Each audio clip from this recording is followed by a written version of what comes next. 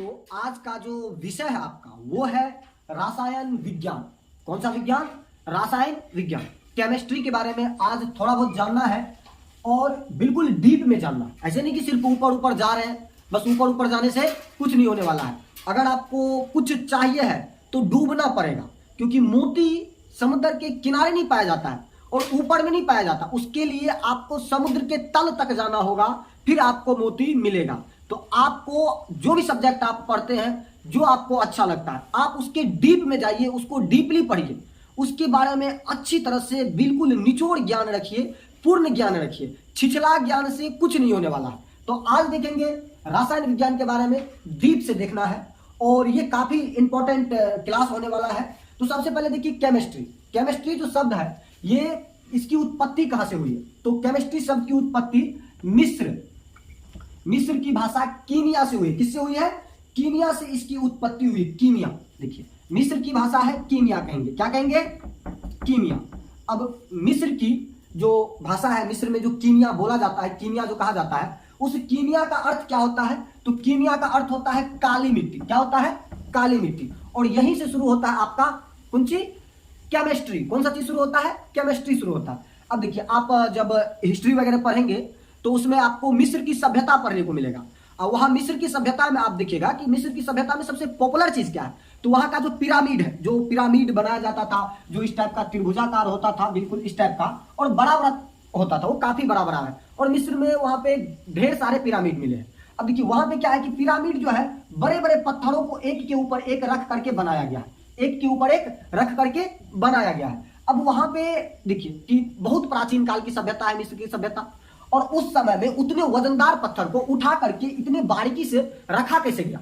इतनी बारीकी से रखा कैसे गया? ये भी एक सवाल आज के समय में भी बहुत ही इंपॉर्टेंट पड़ जाता है। आप अभी भी उसका सही जवाब आप नहीं प्राप्त कर पाइएगा। और दूसरी बात है कि उसको बिल्कुल सटीक काटा कैसे गया? पत्थर को जो एक सतह को दूसरे सतह पे रखने के लिए दोनों सतह को मिलान किया गया, वो इतनी बारीकी से कैसे काटा गया? तो मिस्र में ये सब चीज जो है काफी पहले ही, काफी बोले तो विकसित हो चुका था, काफी पहले ही विकसित हो चुका था। अब मिस्र के जो सभ्यता में आप देखेंगे कि वहां के जो राजा वगैरह होते थे, मिस्र के जो राजा थे, वो मिस्र सभ्यता के टाइम में, उस सब का मम्मी आज भी क्या है कि मतलब बचा हुआ है। मतलब मिस्र के सभ्यता से आज तक उसका मम्मी बचना बड़ी मुश्किल है, और वो बचा हुआ है। मतलब कैसे बचा है? तो उसके शरीर पे एक लेप लगाया जाता था, केमिस्ट्रिकल मतलब केमिकल लगाया जाता था, और वो केमिकल लगा करके रख दिया जाता था, रख दिया गया है, जो आज भी आपको म्यूजियम में देखने को मिल जाएगा। तो आप अभी भी मिस्र की जो सभ्यता है, वहां के जो राजा है, आर्गेस्टस हो गए, जीसियस हो गए, इन सब के बारे में आप क्या कर सकते हैं? जानकारी निकाल सकते हैं। आप अपने गूगल पे सर्च करके उसका फोटो देख सकते हैं, अभी भी मिल जाएगा। अब सोचिए इतनी प्राचीन सभ्यता है, उस समय के जो आदमी मरे, उसके शरीर का जो मम्मी बनाया गया, उस शरीर के ऊपर केमिकल लगा करके उसको रखा गया, और आज तक वो बचा हुआ है। तो कितना मतलब बेहतरीन केमिकल होगा कि शरीर को अभी तक अपघटित होने नहीं दिया है। तो ये सवाल बड़ा ही तगड़ा बन जाता है कि उस टाइम का जो था कि रसायन विज्ञान काफी मतलब वो लोग इस क्षेत्र में आगे निकल गए थे, इस क्षेत्र में आगे निकल गए थे। तो मिस्र की एक शब्द है कीमिया शब्द है। क्या शब्द है? कीमिया। और कीमिया शब्द से ही क्या अर्थ निकलता है इसका? काली मिट्टी। कौन सी मिट्टी? काली मिट्टी।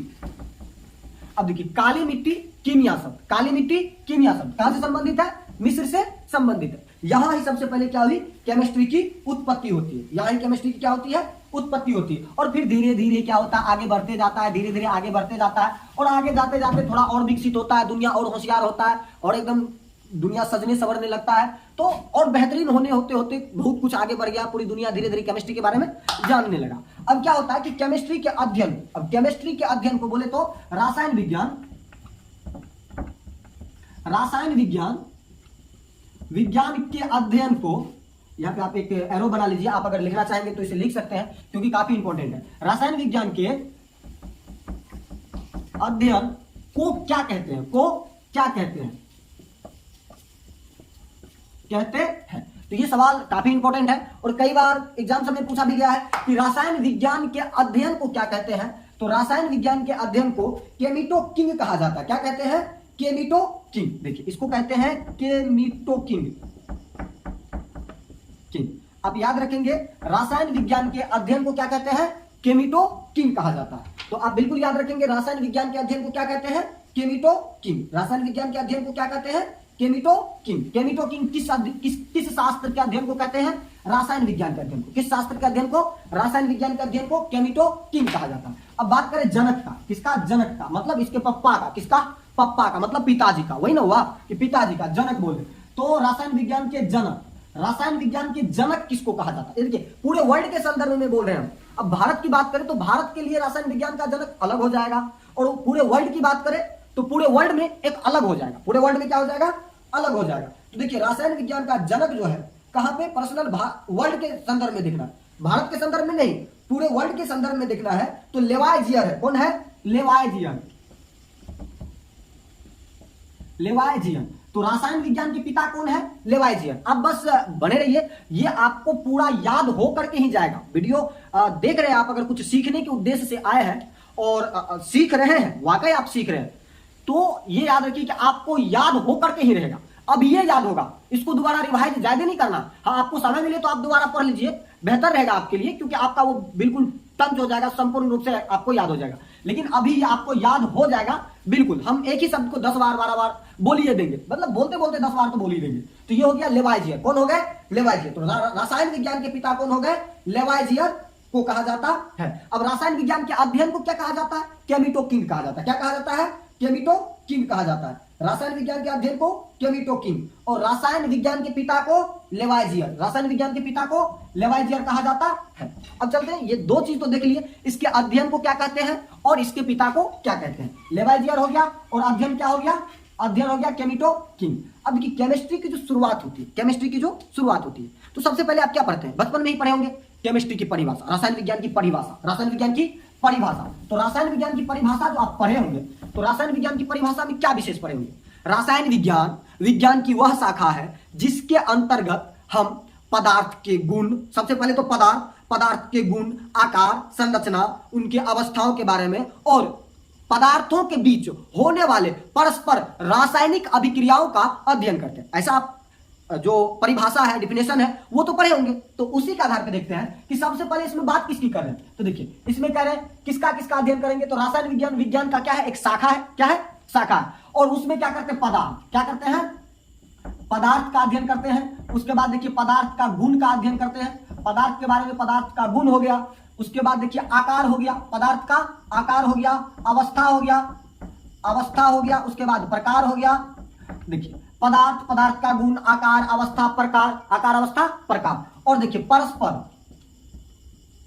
परस्पर अभिक्रिया मतलब एक पदार्थ जो दूसरे पदार्थ से अभिक्रिया करता है, एक पदार्थ जो दूसरे पदार्थ से अभिक्रिया करता है, उन अभिक्रियाओं के बारे में भी हमको रासायन विज्ञान में पढ़ने को मिलता है। तो देखिए कितना टॉपिक आ जाता है। सबसे पहले पदार्थ के बारे में जानना है, पदार्थ के गुण के बारे में जानना है, पदार्थ के आकार के बारे में जानना है, अवस्था के बारे में जानना है, प्रकार के बारे में जानना है, और परस्पर रासायनिक अभिक्रिया के बारे में जानना है, परस्पर रासायनिक अभिक्रिया के बारे में जानना है। तो इतना चीज आप केमिस्ट्री में तो मूल रूप से पढ़ेंगे। ये आपका मूल हो गया, ये आपका क्या हो गया? जड़ हो गया। ये सबसे मुख्य पॉइंट है। तो चलिए हम शुरू करेंगे। आपको सबसे पहले बताना है हमको पदार्थ क्या है। कौन सी बताना है? पदार्थ। अब देखिए सबसे पहले क्या है कि पदार्थ किसको कहते हैं? पदार्थ है तो क्या है? ये पदार्थ से जो शब्द आया है, जो पहली बार देखने को मिल रहा है, जो पहली बार देख रहे हैं अच्छी वाली बात है, जो कई बार देख रहे हैं उसके लिए बहुत अच्छी वाली बात है कि आपको हमेशा के लिए दिमाग में फिट हो जाएगा कि आखिर ये पदार्थ क्या होता है, कैसा होता है, पदार्थ क्या होता है, कैसा होता है, पदार्थ होता है तो क्यों होता है, ये भी सवाल आपके मन में आना चाहिए। क्योंकि आप केमिस्ट्री पढ़ रहे हैं, और जब केमिस्ट्री पढ़ रहे हैं तो इसका मतलब है कि आप डीप में जाइए। क्या कीजिए? डीप में जाइए। जब तक आप डीपली नहीं पढ़िएगा तब तक पढ़ने का कोई अर्थ नहीं होता है। ठीक, क्योंकि स्वाभाविक है जब जो काम कर रहे हैं तो या तो जी जान लगा देते हैं या फिर जाने देते। करते हो तो जी जान लगा दो, और नहीं तो फिर जाने दो। क्योंकि जब तक आप जी जान नहीं लगाओगे तब तक आपका पोस्ट कोई और लेके जाएगा, आपका पोस्ट कोई और लेकर के जाएगा ही जाएगा। डिफिनिट है, फिक्स है। अगर आप जी जान लगा देते हैं तो आप अपना पोस्ट ले लीजिएगा। दो ही बात है, जी जान जो लगाएगा वही सक्सेस हो जाएगा। क्योंकि अभी दौर कौन सा चल रहा है? अब देखिए अभी दौर चल रहा है कि कौन कितना सर्वाइव कर सकता है। अगर आप बेहतर सर्वाइव करते हैं तो आप अपना पोस्ट पाइएगा। अगर आप बेहतर सर्वाइव नहीं कर पा रहे हैं तो इसका मतलब आप अपना पोस्ट नहीं पा सकते, आपका पोस्ट कोई ना कोई छीन करके ले जाए। देखिए पदार्थ क्या है? दुनिया का वह चीज, दुनिया भर में जितना चीज पड़ल है, इधर ईंट पड़ल है, उधर लकड़ी पड़ल है, उधर सिमटी का कोई ढेला पड़ल है, हमारे हाथ में मार्कर पड़ल है, ये कपड़ा है हमारे शरीर पे, ये बोर्ड है, ये जो आप देख रहे हैं इतना सिस्टम, आप अपने अगल बगल में जितना चीज है, ये सब कुछ वह चीज जिसमें क्या हो, देखिए जिसमें क्या हो, सबसे पहले कुछ भार हो, क्या हो, भार मतलब कुछ ना कुछ वजन होना चाहिए, बहुत कम हो, एक रत्ती मिस्की भर हो, लेकिन हो कुछ ना कुछ क्या हो, भार मतलब क्या बोलते, द्रव्यमान, क्या द्रव्यमान हो, क्या हो, कुछ ना कुछ द्रव्यमान हो। अब देखिए कुछ ना कुछ वजन है, तो उसके लिए उसमें कोनो छोटा सा छोटा कण तो होगा ना, इतू सा तो कण होगा ना, बिल्कुल एक रत्ती का कण होगा ना, जिसको माइक्रोस्कोप से एकदम 20x करके देखना पड़ जाए, वो कण तो होगा ना, तो उसमें कुछ द्रव्यमान आ गया। अब देखिए जब वो कण है तो वो कुछ ना कुछ जगह भरेगा ना, है, स्थान घेरेगा, क्या करेगा, स्थान। अब जो कुछ ना कुछ क्या करे, स्थान घेरे, क्या करे, स्थान घेरे। देखिए मतलब स्थान घेरेगा तो उसको क्या कहेंगे, आयतन हो, क्या हो, आयतन हो, वह चीज जिसमें कुछ ना कुछ द्रव्यमान हो, कुछ ना कुछ आयतन हो। अब बताइए जिसमें द्रव्यमान है, जिसमें आयतन है, दो चीज तो हो गया। अब जिसमें द्रव्यमान है, जिसमें आयतन है, वो अवरोध उत्पन्न करेगा। अवरोध क्या है कि अवरोध आपको रोकेगा, आप जा रहे हैं। अब देखिए जैसे खूब तेज आंधी बढ़ी, एकदम तगड़ा, आप भी एकदम पतला दुबला मेरे तरह है, एकदम समझ रहे हैं ना, एकदम पतला दुबला, बस एकदम तेज आंधी आई, एकदम उड़िया के लेके चल गया। पतला आदमी को तो डर होता है कि भाई रोड पे कहीं बगल से ट्रक स्पीड से जाए ना तो कहीं उड़िया न जाए, तो थोड़ा संभल के चलना, हम भी संभल के चलते हैं, हम तो बगले से साइड हो जाते हैं, भैया पहले आप जाइए, क्या पता खतरा मोल लेने की जरूरत नहीं है, ठीक ना। तो क्या हो, आयतन घेरे मतलब कुछ जगह घेरे, और कुछ क्या हो, उसमें द्रव्यमान हो। जब कुछ द्रव्यमान होगा, कुछ आयतन घेरेगा, तो वो कुछ ना कुछ अवरोध उत्पन्न करेगा। जैसे आंधी आ रही है तो आंधी में छोटा छोटा धूल कण होता है, छोटा छोटा धूल कण होता है, महीन कण होता है, टेनी पार्टिकल होते हैं। अब देखिए वो क्या करता है, बराबर आते रहता है, बराबर आते रहता है, आप एकदम दंदना के जा रहे हैं, आंधी आपको रोक रहा है। कैसे रोक रहा है, स्वाभाविक एकदम सीना तान के जा रहे, भैया हम जा रहे हैं, हम पहलवान है ना, हम जेबे करब, हमको कौन रोक सकता है, तो आप जाइए। लेकिन आप क्या होते हैं, रुक जाते हैं, आप नहीं जा पाते, आपको हवा पीछे धकेल देता है। क्यों धकेल देता है, अवरोध उत्पन्न कर रहा है, उसमें छोटे छोटे कण है, वो छोटे छोटे कण क्या है, तो वो पदार्थ है, क्या है, पदार्थ है। तो देखिए कह सकते हैं पदार्थ जिसमें कुछ ना कुछ भार हो, जो कुछ ना कुछ स्थान घेरे, जो कुछ ना कुछ स्थान घेरे, और क्या करे, जो अवरोध उत्पन्न करे। तो जो द्रव्यमान होगा और आयतन होगा तो स्वाभाविक है वो क्या करेगा, अवरोध उत्पन्न पक्का करेगा, लिख के ले लीजिए, अवरोध उत्पन्न करेगा ही करेगा। तो इस तरह से हम पदार्थ के बारे में जान गए। परिभाषा लिखने की कोई जरूरत नहीं है, आपको याद होना चाहिए। नोट बना के क्या कीजिएगा, कोठी के कन्हा पे रखिएगा, तो कोठी के कन्हा पे रख के क्या कीजिएगा, उसको दोबारा पढ़ने का मौका मिलेगा आपको, नहीं मिलेगा। आप अपने फोन में व्यस्त रहिएगा, स्वाभाविक आपके पास फोन है तो आप फोन में व्यस्त रहिएगा, तो फोन से पढ़ रहे तो ऐसा पढ़िए कि एकदम बिल्कुल क्लियर होता चल जाए, दोबारा करने का चांसे ना दे हम किसी को, तो ये बेहतर होगा। ठीक, देखिए पदार्थ वह चीज है, चीज मतलब कोई भी चीज, वस्तु, वह चीज जो क्या हो, जिसमें कुछ ना कुछ द्रव्यमान हो और जो कुछ ना कुछ क्या करे, स्थान घेरे, उसको आप क्या कहेंगे, पदार्थ कहेंगे। चलिए इसके बारे में तो जान गए। अब देखिए पदार्थ के बाद, पदार्थ को जो है मूल रूप से दो भाग में आप बांट सकते हैं। कितने भागों में, दो भागों में। अब कौन कौन, एगो को कहते हैं आप शुद्ध पदार्थ, और दूसरा को कह सकते हैं अशुद्ध पदार्थ। तो देखिए पदार्थ को आप दो भाग में बांट दीजिए, एगो को शुद्ध हो गया, एगो को अशुद्ध हो गया। किसी चीज के आधार पर शुद्धता और अशुद्धता के आधार पर बांटे हैं ना, शुद्ध पदार्थ कौन सा है, अशुद्ध पदार्थ कौन सा है। तो ये दो चीज दो प्रकार में आप इसको क्या कर दीजिएगा, बांट दीजिएगा। अभी देखिए जैसे सोना है, सोना तो होता है एकदम गहना बनता है, उससे आभूषण बनता है। अब जिसको बहुत ज्यादा पैसा है तो एकदम मोटका रस्सी जैसे, क्या कहते हैं, गाय का ठेका जैसा लटका लेता है गला में, ठेका समझते हैं ना, वो देहाती भाषा है, हाँ, वो ठेका जैसा लटका लेगा, एकदम इतना मोटका हो जाएगा। अब मान लीजिए किसको जरगर पैसा है तो एकदम मोटका कौड़ी लटका लेगा हाथ में। अच्छा चलिए, सबका अपना अपना शौक है। अब लड़की लोग का देखिए, वो कान में, उसका कोनो काम नहीं पहनेगी तैयो तो सुंदर ही दिखेगी, लेकिन वो तो पहनवे करेगी। सोना का एकदम होना चाहिए ना, दूसरे धातु का नहीं, दूसरे आभूषण, दूसरे ब्रांड का नहीं, गोल्ड ब्रांड ही होना चाहिए। तो जो भी है, तो सोना से क्या करते हैं, आभूषण बनाते हैं। अब देखिए सोना होता है शुद्ध, और कब होता है, सोना को नापते हैं कैरेट में। सोना की शुद्धता को किस में नापते हैं, कैरेट में। तो सोना को कहते हैं जब 24 कैरेट का होगा तो इसका मतलब सोना क्या है, शुद्ध है। सोना क्या है, शुद्ध है। मतलब हुआ कि सोना जो धातु है उसमें अब किसी भी अन्य प्रकार के अवयव नहीं मिले हैं, किसी भी दूसरे तरह के कण नहीं मिले हैं, किसी भी तरह का। अब जैसे आप मकई लीजिए, इसको समझिए, किसान आदमी है, स्वाभाविक किसान आदमी है, दादा का जमीन है, पापा का जमीन है, वही जोतते हैं, बराबर जाते हैं खेत पर, तो मकई वकई देखते ही होंगे, बराबर एकदम मेहनत लगता है। गर्मी महीना मकई का पटवन जो होता है ना, तो उसमें जब जवान लड़का घुसता है पटाने के लिए, तो बाहर निकलता है तो इससे लग रहा है कि वो एकदम स्नान करके निकला, पसीना से, तो बहुत ज्यादा मेहनत का काम होता है खेती करना इतना आसान भी नहीं होता। अब देखिए जब आप मकई उपजाते हैं एकदम मकई का दाना लेते हैं, अब मकई के दाना में आप क्या देखते हैं, खाली मकई का दाना एकदम शुद्ध है, उसमें और कोनो दाना है नहीं है। रैंची एकदम छोटा छोटा होता, तोड़ी छोटा छोटा होता, गंगड़ा है छोटा छोटा होता, ये नाम तो सुने होंगे ना, ये सब दलहन है, रैंची तोड़ी गंगड़ा है। उसके बाद देखिए सरसों हो गया, सरसों जिसको कहते हैं, तिल हो गया, चिकना हो गया, ये सब छोटा छोटा चीज होता है। अब इस सब चीज में दूसरा चीज मिक्स कर दीजिएगा तो चुनने में एकदम आँख खराब हो जाएगा। चुनने में ही, चुनना मतलब उसको अलग करना, पृथकीकरण करना, उसमें आँख खराब हो जाएगा।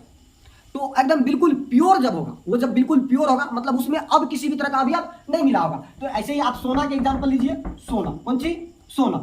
अब देखिए सोना में जब किसी भी अन्य प्रकार का धातु नहीं मिलाया रहता है, किसी भी अन्य प्रकार का धातु नहीं मिलाया रहता है, तो इसका मतलब वो क्या है, शुद्ध है। क्या है, शुद्ध है। अब उसमें क्या करेंगे, हम अदर चीज मिला देंगे, तांबा मिला देते हैं, और भी कोई चीज मिला देते हैं। अगर तांबा मिला दिए, थोड़ा सा भी कण दे दिए उसमें, तो वो क्या हो गया, अशुद्ध हो गया। क्या हो गया, अशुद्ध हो गया। तो इसका मतलब वो अशुद्ध पदार्थ हो गया। जब उसमें कुछ नहीं मिला है तो क्या हो गया, शुद्ध पदार्थ हो गया। तो इसी तरह समझते हैं हम शुद्ध पदार्थ को और अशुद्ध पदार्थ को। तो ये दो टाइप में बांटे हम शुद्ध पदार्थ। अब इसको कह सकते हैं ना आसानी से कि शुद्ध पदार्थ उस पदार्थ को कहते हैं जो एक ही प्रकार के अवयवों से मिलकर के बना होता है, एक ही प्रकार के तत्वों से मिलकर के बना होता है, एक ही प्रकार के परमाणुओं से मिलकर के बना होता है, एक ही प्रकार के अणुओं से मिलकर के बना होता है। सीधी सीधी बात करें तो एक ही प्रकार के अवयव से मिलकर के बना होता है, उसमें दूसरे गुण वाले पदार्थ नहीं होते, दूसरे गुण वाले पदार्थ नहीं होते, उसको कहते हैं शुद्ध पदार्थ। उसको क्या कहते हैं, शुद्ध पदार्थ। उसके बाद हो गया अशुद्ध पदार्थ। अब आप एक पवा मिट्टी उठाइए, एकदम जमीन पर बैठल है, अरे कहाँ फर्श वाला घर है, गाँव में जाइए तो बड़ी मुश्किल से पूरा टोल वार्ड घूमिएगा, पूरे वार्ड में तो एगो दूगो आदमी का जमीन जो है वो फर्श बनाया रहेगा, मतलब क्या कहते हैं उसको, जमीन बनाया हुआ मिलेगा, बड़ी मुश्किल से मिलता है। वो भी एकदम मिट्टी रहता है, आंगन में मिट्टी रहता है, घर में मिट्टी रहता है, कोई दिक्कत नहीं। हाँ रहीसी भी रहता है, अरे फर्श नहीं तो चप्पल खोल के थोड़े ना जाएंगे, चप्पल पहिए के जाएंगे, चप्पल खोलेंगे तो सीधा बेडे पे बैठेंगे। और जिसका फर्श होता है बाहर चप्पल खोलना पड़ता है, बाहर चप्पलों खोलना पड़ता है ना। हाँ तो जो भी है वो अपना विधि विधान है, वो अपना रूल नियम है। तो देखिए शुद्ध अशुद्ध पदार्थ के बारे में, शुद्ध पदार्थ के बारे में देखिए। अब देखते हैं किसके बारे में, अशुद्ध पदार्थ के बारे में। तो अशुद्ध पदार्थ मतलब कोई चीज शुद्ध है, उसमें दूसरा चीज मिक्स कर देंगे, मिला देंगे। क्या करेंगे, मिला देंगे तो वो क्या हो जाएगा, अशुद्ध हो जाएगा। अब जैसे देखिए यार एक कौवा मिट्टी उठा, इसका मतलब क्या, मिट्टी है तो बलुआई मिट्टी है, उसमें चिकनी मिट्टी भी मिक्स होगा, है चिकनी मिट्टी है तो उसमें काली मिट्टी भी मिक्स होगा, मिट्टी है तो ढेर प्रकार का मिट्टी मिक्स होगा। अब मिट्टी में क्या क्या है, मान लीजिए वहां पे कुछ लोहा का टुकड़ा कण, छोटा छोटा कण, अब मिट्टी उठा है और वहां पे कुछ कूटे पीसे थे तो वो सब चीज मिक्स होगा, लोहा का छोटा छोटा टुकड़ा भी मिल सकता है, उसमें ढेर प्रकार के तत्व भी तो मिल सकते हैं, अनेकों प्रकार के तत्व भी मिल जाएंगे। तो मिट्टी एक तरह से अशुद्ध पदार्थ होता है। क्या हो गया, अशुद्ध पदार्थ। लेकिन धार्मिक ग्रंथों में क्या कहता है, मिट्टी पवित्र होता है, शुद्ध होता है, मिट्टी क्या होता है, शुद्ध होता है। चलिए वो धर्म की बात है, धर्म की बात धर्म जगह है, पढ़ाई की बात अपनी जगह है, तो पढ़ाई करते हैं। अब चलिए आप देखिए जैसे पानी ले लीजिए, पानी में क्या कीजिए, बिल्कुल पानी है तो पानी में दो चीज तो होगा ही आपका, H2O पानी का फार्मूला होता है। अब इसमें हाइड्रोजन होगा, जल होगा, ये दो चीज होगा। अब जल बन गया, H2O बन गया, उसमें क्या करते हैं, थोड़ा फिनाइल डाल देते हैं। फिनाइल समझते हैं, घर को साफ सफाई करने के लिए जो गोसम में यूज किया जाता है फिनाइल, अभी भी ज्यादा फिनाइल यूज कर। हॉर्पिट का महंगा मिल जाता है, हॉर्पिट थोड़ा महंगा मिल जाता है ना, तो फिनाइल ले आते हैं एकदम उजरा, बोतल में मिलता है, इतना बड़ा बोतल में एक बोतल रहता है, एकदम 1.5 महीना चलता है। हाँ, शौचालय साफ करने के लिए ज्यादा फिनाइल चलता है। हाँ हॉर्पिट भी चलता है, अब जो जाने हॉर्पिट के बारे में गाँव में तो ज्यादा लोग फिनाइल जानता है, उससे नहीं होगा तो समझ रहे ना, फिनाइल वही यूज होता है। तो अब देखिए पानी में क्या किया, फिनाइल डाल दिए। अब वो क्या हो गया, पानी तो था, शुद्ध पानी था, उसमें फिनाइल डाले, अशुद्ध हो गया ना, तो वो हो गया आपका अशुद्ध पदार्थ। क्या हो गया, अशुद्ध। चलिए पानी फिनाइल दूर की बात है, दूसरा एग्जांपल ले लीजिए। अब शरबत बनाते, गर्मी का मौसम चल रहा है, एकदम कहाँ कोल्ड ड्रिंक पिए, गरीब आदमी है, अरे ठीक है कोई दिक्कत नहीं, कोल्ड ड्रिंक नहीं पीते, पानी शरबत पानी क्या कहते हो, नींबू पानी तो पी सकते हैं ना, नींबू पानी, नमक, चीनी ये सब मिला करके जो वो विलियन बनाया जाता है। तो आप पानी लिए, उसमें क्या किया, एकदम गड़गड़ा के नींबू निचोड़ दिए, नींबू निचोड़ने के बाद एकदम एक बोक्टा उसमें चीनी डाल दिए, उसको नींबू चीनी या पानी देकर के मिला दिए, एकदम दंदना के ठंडा ठंडा पिए, आत्मा तृप्त हो गया, एकदम पूरा एनर्जी अंदर से लगता है। नींबू पानी पीने के बाद में कुछ मिला है, जो भी मिला है, नींबू पानी ज्यादा शुद्ध है। नींबू पानी, ये cold drink, Coca Cola, Sprite, जितना भी ब्रांड है, जितना भी ये चल रहा है, इस सबसे बेहतर है। वो आपके जो पाचन तंत्र है उसको क्षति नहीं करता, तो आप इस पे ज्यादा फोकस करें। एकदम मार्केट जाते हैं, एकदम बढ़िया बढ़िया चीज देखते हैं, खाते हैं, अब पता चलता है पेट की गर्मी से बाल पकड़ा है, तो पेट खराब हो रहा है, तो गैस बन रहा है, ज्यादा से ज्यादा लोग को ये प्रॉब्लम आप देखने को मिल जाएगा। तो चलिए ये अशुद्ध पदार्थ हो गया, क्या हो गया, ये अशुद्ध पदार्थ हो गया। अब इसका परिभाषा आप बता सकते हैं कि जो विभिन्न प्रकार के अवयवों से मिलकर बना हो। जल में फिनाइल डाल दिए तो जल का अणु तो है ही, फिनाइलों का अणु हो गया उसमें, फिनाइल के भी अवयव है। उसी जल में हम सरसों तेल डाल दें, नारियल तेल डाल दें, घर में वो अशुद्ध हो गया ना, नारियल तेल का अणु हो गया ना, उसमें अवयव हो गया ना। उसमें एक बार मिट्टियों डाल देते, अशुद्ध हो गया ना, वो बिल्कुल क्या हो जाएगा, अशुद्ध। अब सोना में हम वहां पे तांबा मिक्स कर दिए तो सोना तांबा दोनों मिक्स है ना, प्योर सोना तो नहीं हो गया, उसमें तांबा मिक्स है, अशुद्ध हो गया।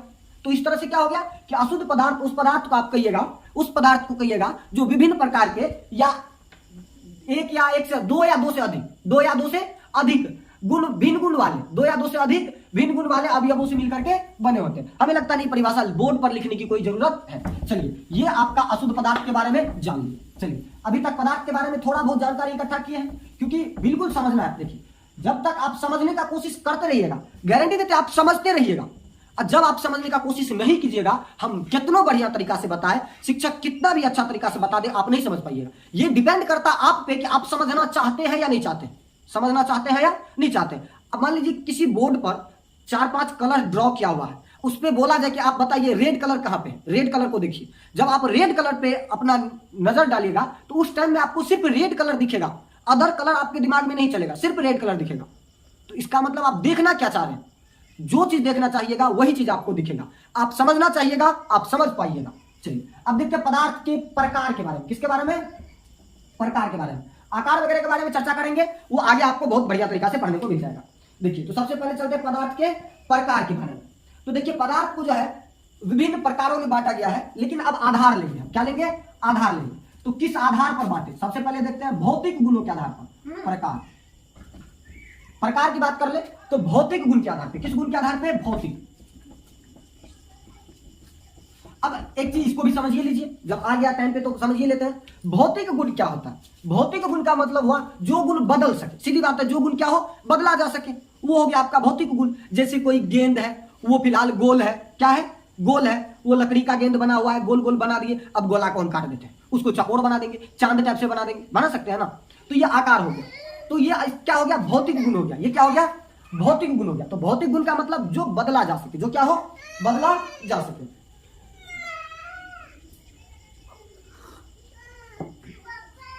देखिए, भौतिक गुण के आधार पर पदार्थों को मुख्यतः 3 भागों में बांटा गया, मुख्यतः 3 भागों में बांटा गया। लेकिन हाई टोटल 5 को प्रकार, कितना प्रकार, 5 को प्रकार है, लेकिन मुख्यतः कितना प्रकार है, 3 प्रकार है। तो देखिए, मुख्यतः प्रकार है, पहला हो गया ठोस, कौन सा हो गया, ठोस। दूसरा हो गया द्रव्य, कौन सी, द्रव। देखिए, द्रव्य नहीं समझना है, ये द्रव्य का मतलब होता है द्रव्य या पदार्थ, द्रव्य या पदार्थ दोनों का अर्थ एक ही होता है, वस्तु। लेकिन द्रव बात करें, द्रव, द्रव संयुक्त वो, द्रव संयुक्त वो, वयो संयुक्त नहीं, द्रव्य। तो ये हो गया द्रव मतलब लिक्विड, लिक्विड मतलब तरल पदार्थ, क्या, तरल पदार्थ। ठोस द्रव और एक होता है गैस, ठोस द्रव, गैस। तो ये हो गया आपका 1 2 3, ये 3 को प्रमुख है, ये 3 को क्या है, प्रमुख है। इसके बाद 2 और है, क्या है, 2 और है। उन 2, चौथा नंबर में आ जाएगा आपका प्लाज्मा अवस्था।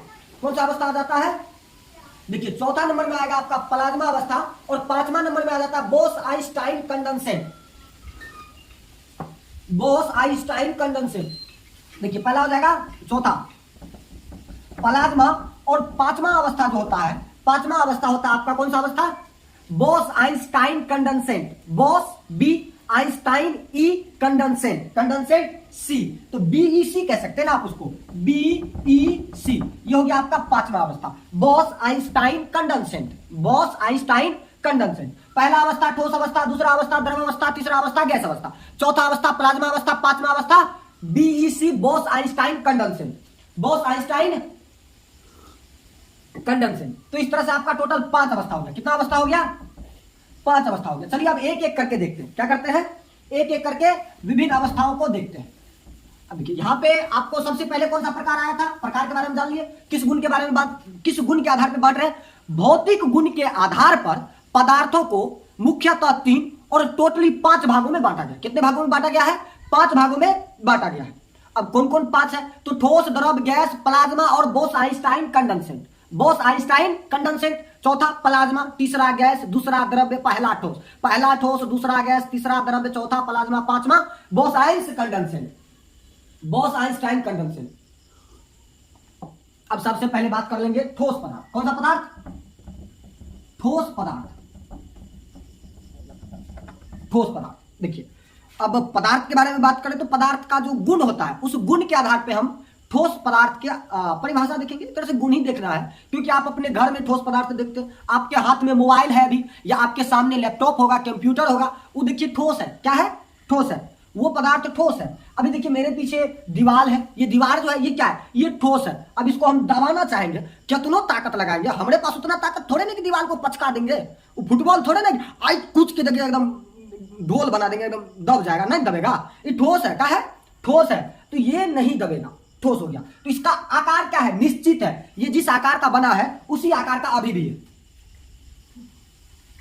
जिस आकार में ये बना था उसी आकार में अभी भी चल रहा है, सर्वाइव कर रहा है। तो इस तरह से कहेंगे ठोस पदार्थ क्या है? जिसका आकार। सबसे पहले बात करेंगे आकार पर। किस पर? आकार पर। आकार निश्चित होता है। आकार क्या होता है? निश्चित होता है। अब देखिए घर में जो आपका टेबुल कुर्सी है, टेबुल कुर्सी है ना, स्वाभाविक है टेबुल कुर्सी, अरे चौकी है ना, छोड़िए टेबुल कुर्सी, इतना फैंसी जमाना में नहीं जाना है। चौकी होगा, बेड शीट जिसको कहते बेड कहते हैं। अब चौकी का जो तख्ता है तो ठोस है, चौकी का तख्ता ठोस है। अब घर आपका ईंट से बनल है तो ठीक है, नहीं तो बांस तो होगा ना, बम्बू, खुट्टा तो होगा ना, खुट्टा तो ठोस है ना, खुट्टा क्या है? ठोस है ना।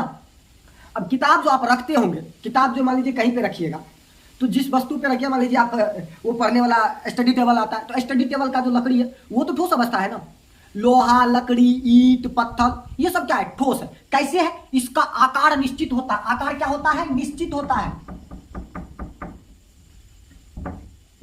निश्चित होता है। निश्चित मतलब आकार बदलता है। अभी सुबह में देखे थे एकदम चकोर था, और शाम में देखने गए तो गोल था, ऐसा थोड़ी ना होता है। चौकी एकदम 4 को खूट है, 4 को पौवा है, 4 कोना है, 4 आकार, चकोर है तो चकोरे रहेगा। क्या भिनसरवा को गोल हो जाता है? सवेरे सवेरे आप घोलट करके गिर जाते होंगे बिछौना पर से, वो गोल हो जाता होगा इसीलिए? नहीं, वो दिक्कत चल रहा है। रात में ज्यादा बेहोश होकर के सोइएगा तो ऐसे बिछौना पर से गिरेगा। चलिए, तो देखिए आकार क्या होता है? निश्चित होता है। आकार निश्चित। अब देखिए आकार निश्चित होगा तो स्वाभाविक है इसका आयतन भी क्या होगा? निश्चित होगा, क्योंकि जिस टाइप का आकार होगा उसी तरह का जगह छेकेगा ना। अब मान लीजिए मेरे पास कोई बुक है, बुक का आकार जैसा है, लंबाई चौड़ाई जितना है, उसको एकदम टेबल पे रख देंगे तो जितनी लंबाई चौड़ाई है उतना ही ना जगह छेकेगा। तो आकार जैसा रहेगा आयतन भी उस टाइप से छेकेगा। उसका आकार उसी टाइप है तो आयतन भी उसी टाइप का होगा। तो देखिए आकार निश्चित होगा तो आयतन भी क्या होगा? निश्चित होगा। तो ठोस पदार्थ उसको कहते हैं, किसको कहते हैं? उसको कहते हैं जिसका आकार और आयतन दोनों निश्चित होता है। दोनों क्या होता है? निश्चित होता है। आकार और आयतन क्या होता है?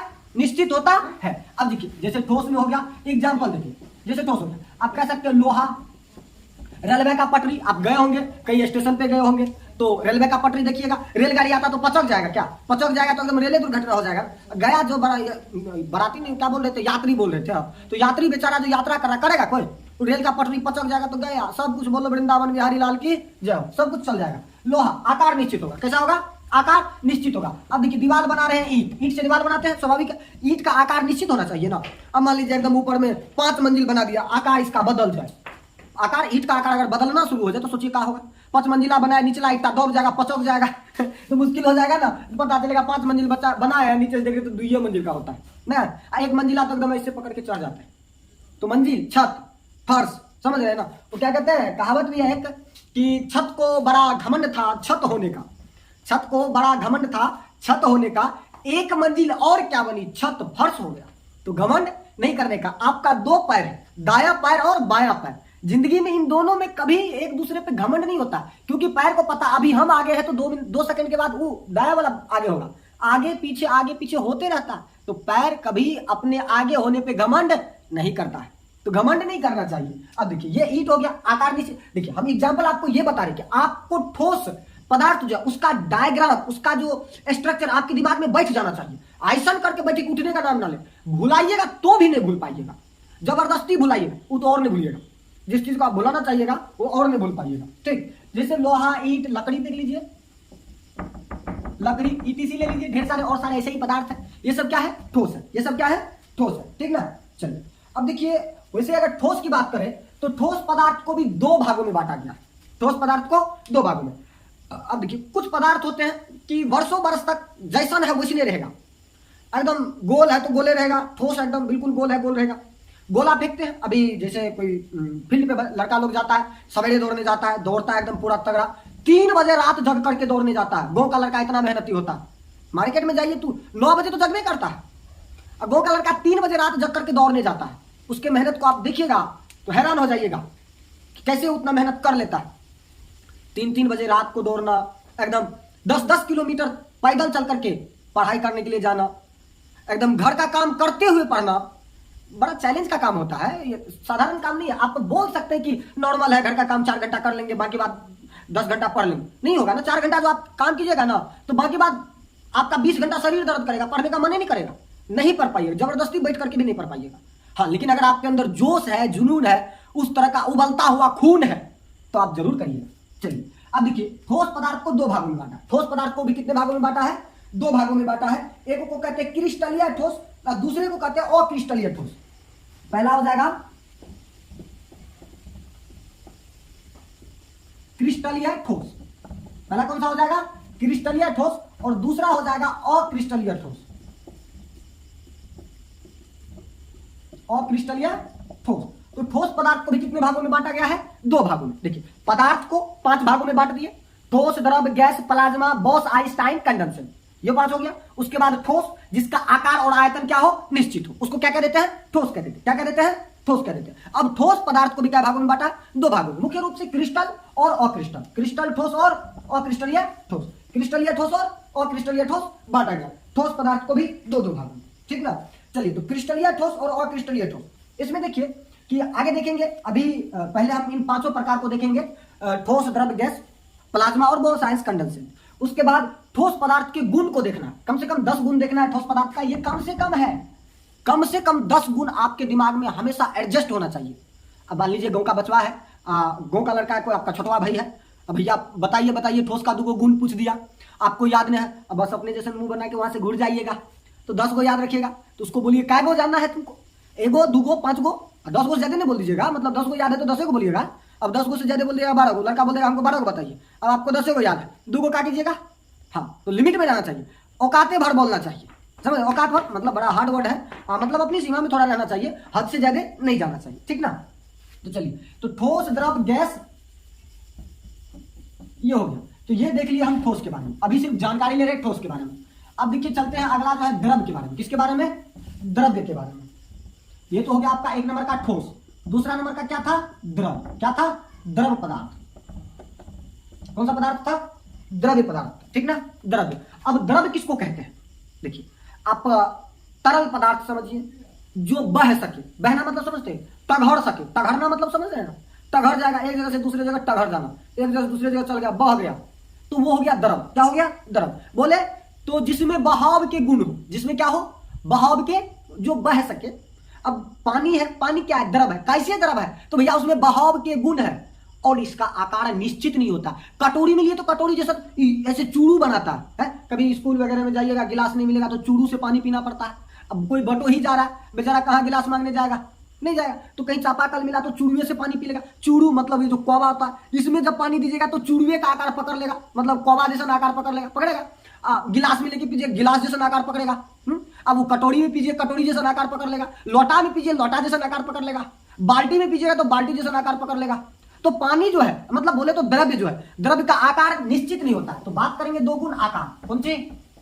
आकार। देखिए, आकार क्या होता है इसका? निश्चित नहीं होता है, आकार अनिश्चित होता है।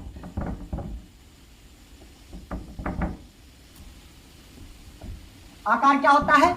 अनिश्चित होता है। लेकिन इसका आयतन निश्चित होता है। आयतन क्या होता है?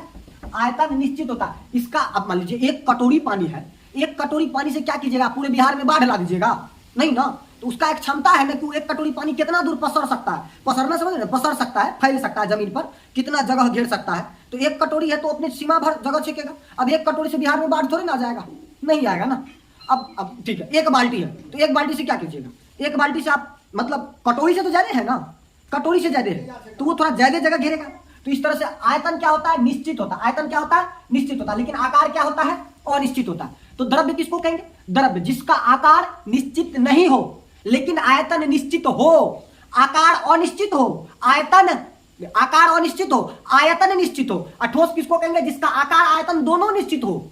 ठोस जिसका आकार आयतन दोनों फिक्स हो, कांस्टेंट हो, नहीं बदलेगा, उसको कहेंगे ठोस। और जिसका आकार बदल जाएगा लेकिन आयतन नहीं बदलेगा, उसको कहेंगे द्रव्य। उसको क्या कहेंगे? द्रव्य। तो ठोस और द्रव्य तो आप समझ रहे होंगे, इसमें कोई दिक्कत नहीं। अब इसी दो गुण को आधार मानकर तीसरा भी देख लेते हैं। तीसरा नंबर का आता है गैस। क्या है? गैस। क्या है? गैस। ठोस द्रव गैस। कौन सी है?